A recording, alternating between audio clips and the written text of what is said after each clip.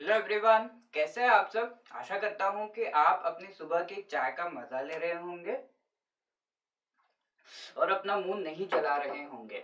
Welcome everyone to Edutap. इस session में हम रिफ्लेक्स एक्शन इस फिनोमेनन पर डिस्कशन करेंगे। तो हमने देखा कि किस तरीके से जब हम एक गरम चाय की प्याली अपने मुंह के पास लेकर आते हैं, तब हमें, अगर वो बहुत ज्यादा गर्म है तो हमारा हाथ ऑटोमेटिकली दूर चला जाता है।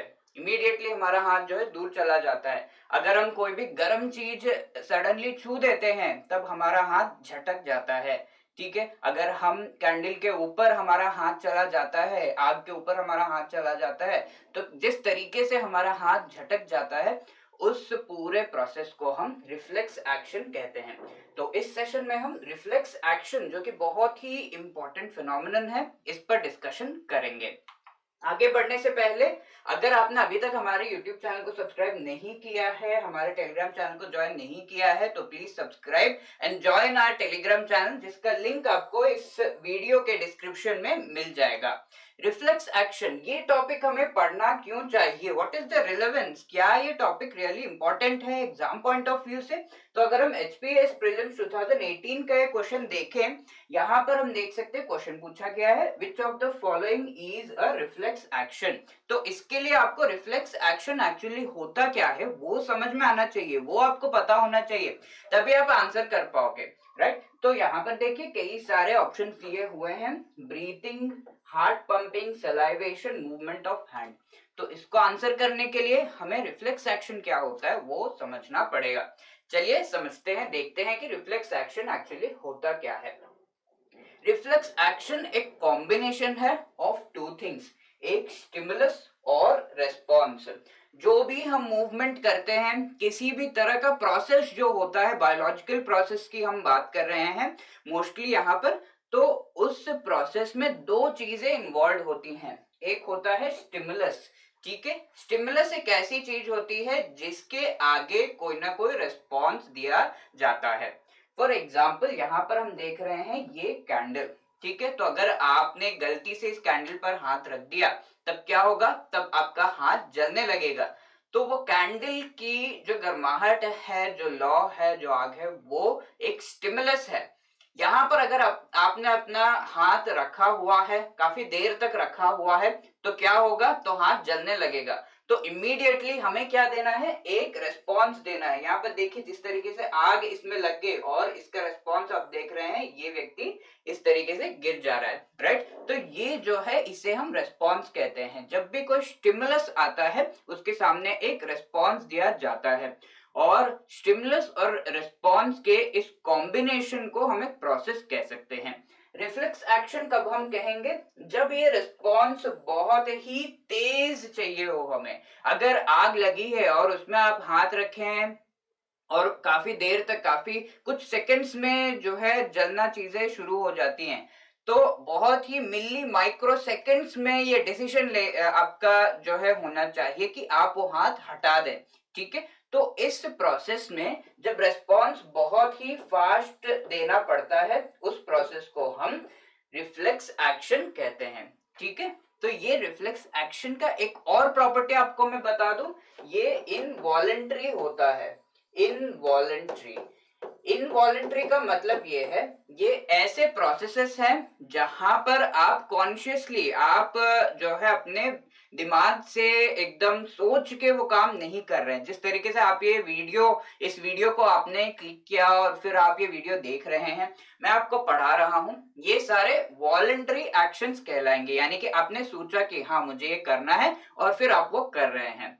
अभी सोचिए कि आपके अंदर जो है ब्लड सर्कुलेशन हो रहा है बॉडी में, साथ ही साथ ब्रीथिंग हो रही है। ये सारी चीजें क्या आप सोचते हैं कि हवा इस तरीके से जाएगी और ऐसे इस ये हवा का पार्ट जो है इस लंग में जाएगा, ये ब्लड जो है इस तरीके से इस बॉडी पार्ट में जाएगा, ये हम नहीं सोचते। ये सारी चीजें अपने आप होती हैं, इसमें एक्टिवली हम सोचते नहीं है कि ये इस तरीके से होना चाहिए। और अगर आप सोच भी लें तो क्या वैसा होगा, नहीं हो पाएगा। तो उसे हम इनवॉलेंटरी कहते हैं। इनवॉलेंटरी यानी कि एक्टिवली आप वो चीज के बारे में सोचते नहीं है और वो अपने आप होती रहती हैं। हमारे बॉडी के बहुत सारे प्रोसेसेस डाइजेशन, सर्कुलेशन, ये सारे प्रोसेसेस अगर हम ले ले वो सब इनवॉलेंटरी है।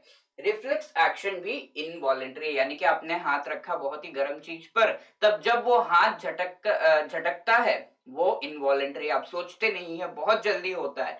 इस प्रोसेस को हम इनवॉलेंटरी कह सकते हैं। कैसे ये होता है, क्या स्पेशलिटी है इसमें, हम इसे अलग से क्यों पढ़ते हैं बायोलॉजी में, वो देखते हैं।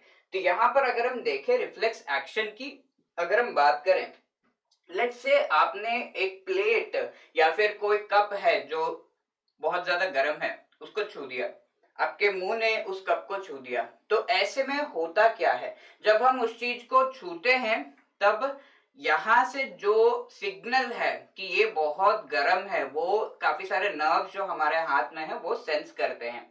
सेंस करने के बाद नॉर्मली क्या प्रोसेस है हमारा, कोई भी चीज जब हम ये चीज देख रहे हैं तो ये पूरा इनपुट जो है हमारे आंखों में, कानों से सीधा ब्रेन में जा रहा है, और ये input through the spinal cord brain में जाता है, वहां पर प्रोसेस होता है। अच्छा ये चीज है सर, ये पढ़ा रहे हैं, मैं ये समझ रहा हूं, मैं ये किस लिए पढ़ रहा हूं, सब कुछ आप समझते हो ब्रेन में प्रोसेस होने के बाद, और फिर अपना एक्शन लेते हो, या फिर आपको ये वीडियो कंटिन्यू करना है, आपको ये चीज देखनी है आगे या फिर नहीं देखनी है, या फिर आप ये चीज समझ गए, राइट। तो ये चीजें प्रोसेस होती हैं ब्रेन के हेल्प से। ये जो स्टिमुलस आ रहा है ये भी एक तरह का स्टिमुलस है, जो वीडियो आप देख रही है ये भी एक तरह का स्टिमुलस है। तो ये जो स्टिमुलस आ रहा है उसका रिस्पॉन्स ब्रेन के थ्रू होता है।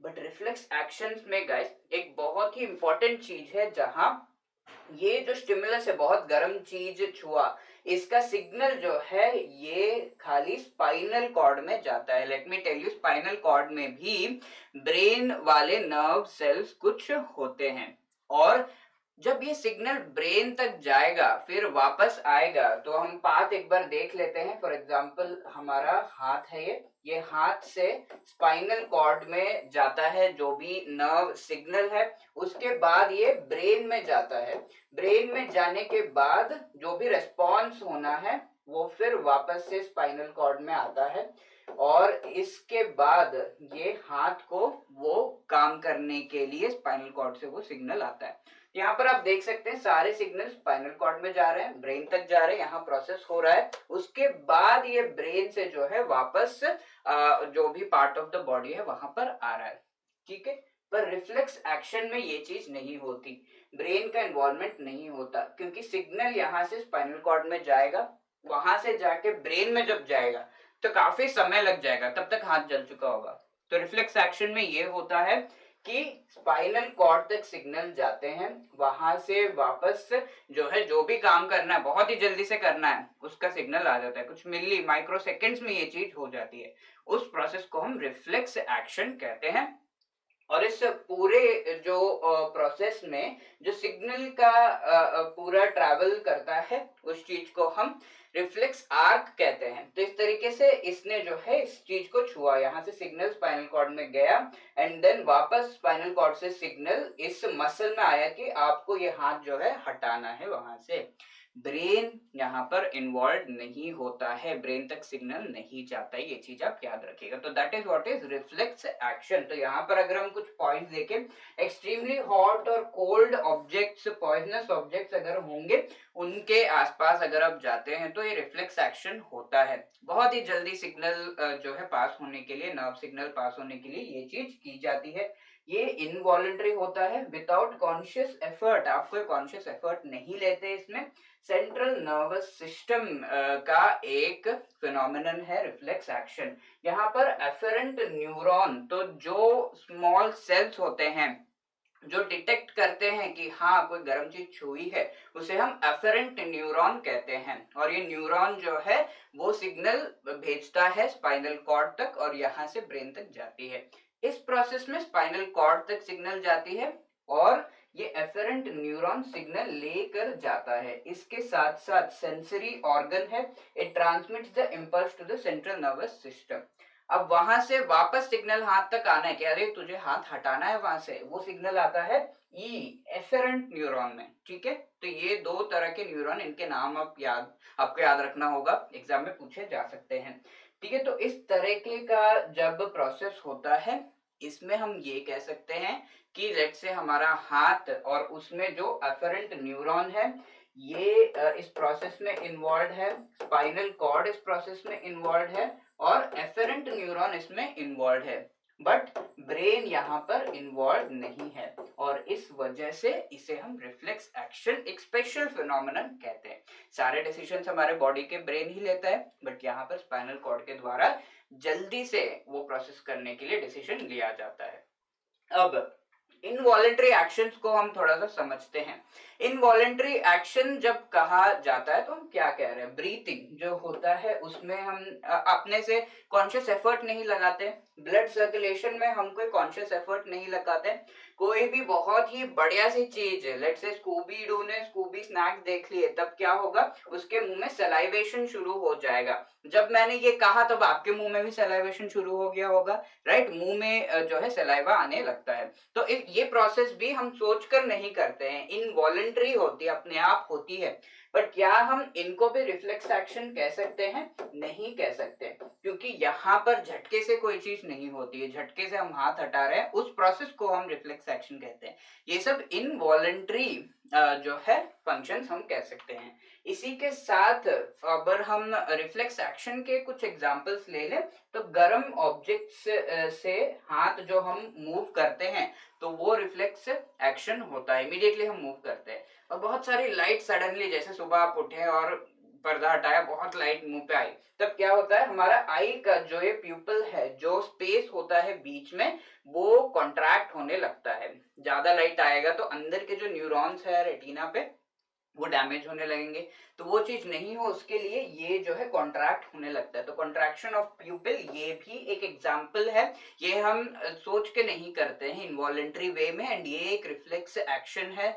सडन ये चीज करनी पड़ती है ताकि उस लाइट से हमारी आंखें डैमेज ना हो, राइट? तो ये कॉन्ट्रैक्शन जो होता है वो भी एक रिफ्लेक्स एक्शन है। ओके, इसके साथ साथ कभी कभी ऐसा होता है कि कोई इरिटेंट्स है, एलर्जीज है आपको, उसके वजह से स्नीज आप छींकते हो, तो जब इस तरीके से छींका जाता है वो भी एक इनवॉलेंट्री एक्शन, साथ ही साथ वो एक रिफ्लेक्स एक्शन होता है, राइट? क्योंकि उस ऑब्जेक्ट से आपको दूर जाना है, दूर ले जाने के लिए छींके आती हैं और तब आप उस ऑब्जेक्ट से दूर चले जाते हो उस चीज से। जैसे लेट्स से किसी को फ्लावर जो है उसको स्मेल करने से एलर्जी टाइप का हो रहा हो, तो वो उन्हें उन फ्लावर्स से दूर जाना पड़ेगा, तो उसके लिए ये स्नीज जो है होता है। ये जो प्रोसेसेस हैं इन्हें हम involuntary as well as reflex actions कह सकते हैं, क्योंकि ये हमें किसी हार्मफुल चीज से बचा रहे हैं, बहुत हॉट, बहुत कोल्ड या पॉइजनस ऑब्जेक्ट से ये बचा रहे हैं। तो इस तरीके से हमने समझा इनवॉलेंट्री एक्शंस क्या होते हैं, रिफ्लेक्स एक्शंस क्या होते हैं। आगे हमें क्वेश्चन इस चीज से जो बना हुआ है, इस कॉन्सेप्ट से जो बना हुआ है वो देखते हैं। 2018 एचपीएस प्रीलिम्स का एक क्वेश्चन है जहां पर हमने देखा which of the following is a reflex action. तो यहाँ breathing, heart pumping, salivation, movement of hand. अब ट्राई करिएगा इस क्वेश्चन को आंसर करना। तो ब्रीथिंग, हार्ट पंपिंग, सलाइवेशन ये सब involuntary, I would say movement of hand ये भी इनवॉलेंट्री एक्शन है, ठीक है? इनवॉलेंट्री एक्शन है। पर मूवमेंट ऑफ हैंड की अगर हम बात करें तो ये एक रिफ्लेक्स एक्शन है। यहाँ पर हमारे हाथ को बचाया जा रहा है, किसी भी बहुत ही हॉट या बहुत ही कोल्ड सब्सटेंस को अगर आपने छू दिया उससे बचाया जा रहा है। तो हमारा आंसर यहाँ पर होगा डी, ठीक है? हमने काफी क्लियरली ये चीज समझी। अब ये क्वेश्चन आप आपके लिए होमवर्क है, try to answer this question. Reflex action does not involve which among the following? कौन से पार्ट्स इन्वॉल्व नहीं है रिफ्लेक्स एक्शन में? Brain, spinal cord, efferent neuron या afferent neuron? Try to answer this question, A B C या D, जो भी आपको लगता है कि सही आंसर है प्लीज कमेंट सेक्शन में लिख दीजिए। And if you have any other queries आप इस नंबर पर कॉल कर सकते हैं या फिर you can drop a mail at hello@edutab.co.in। Thank you. Have a nice day. Jai Hind.